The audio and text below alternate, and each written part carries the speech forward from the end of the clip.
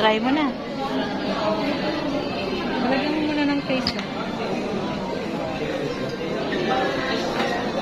May ano na yan may screen protector na. Excited. Baka madulas Napalitan din yung cellphone niya. Pero na ba katagal yung ano yung Patulong ka kay ate. Hindi na ano. Patulong ka kay ate.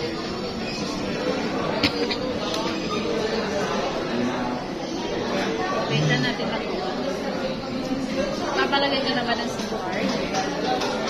Pwede. Doon na sa inyo. Pwede yan. Doon na sa atin mo. Wala tayong SIM card. May SIM card pa ba? Ito lang naman yung lagay. Yung Saan yung ano na ito? yan lang sa gilid. Wala kaming SIM card na dala. Okay lang na. Pwede naman kayo. Ito baba. Ay, dyan sa baba.